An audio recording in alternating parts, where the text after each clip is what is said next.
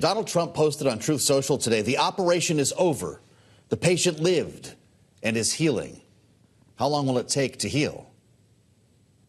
Well, I think what we need to ask ourselves is what was the methodology behind these tariffs, and how do we actually even calculate for the calculation of these tariffs? I mean, they didn't actually calculate tariffs rates and non-tariff barriers yesterday, as they said they did.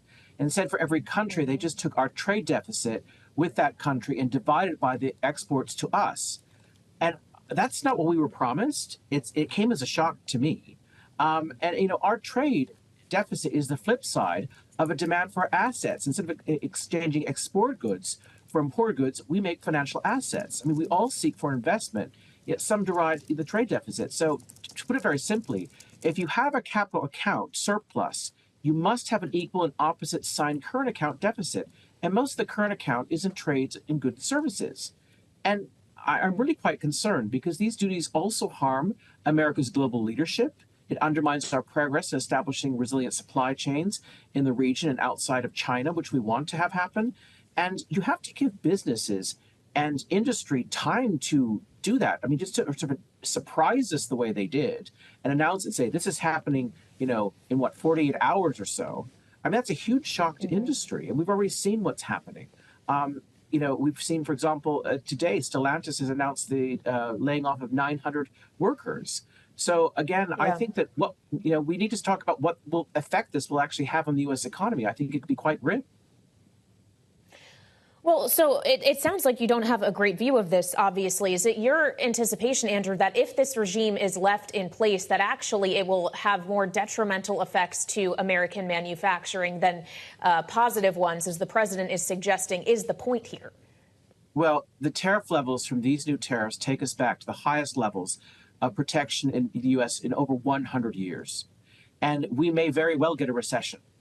If these tariffs are maintained, we will get a recession as well as high inflation. I think we'll get major victories for the Democrats in just a year and a half time. We'll get conservative interconservative warfare amongst the conservatives, and I think it has the potential to derail President Trump's entire agenda of border security, tax cuts, the DOGE. Those things will start to matter less politically to people as they start to experience this pain. And it could actually adversely affect, his entire MAGA base. So I'm quite concerned. This is kind of remarkable to hear you talk, Andrew. A lot of people associate the Heritage Foundation with helping to guide the administration toward policy goals. We've come a long way from Project 2025. Have you transmitted your thoughts here to the White House? Well, the Project 2025 was a coalition project of over 110 conservative organizations, the Heritage Foundation being one of them. We wrote about 30% of that book, and there were two chapters. One was a protectionist chapter written by Peter Navarro, and one was a free trade chapter written by Ken Lastman.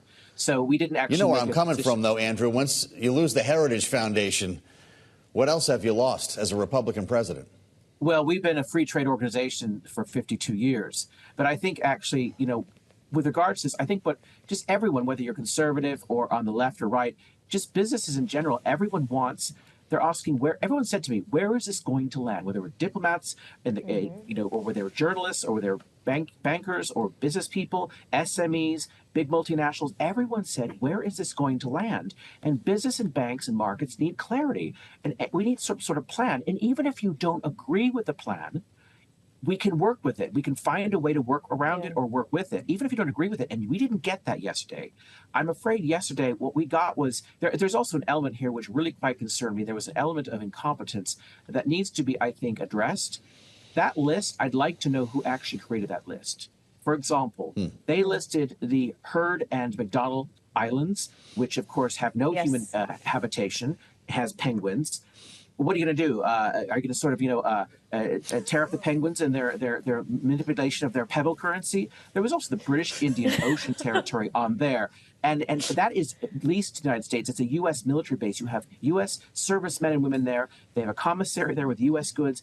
I think the person who needs to create that list, whoever vetted it, and whoever presented it to the U.S. public, I think they have some questions to answer because the president, that was unfair to the president. He needs better advice. And I think the American people deserve better as well.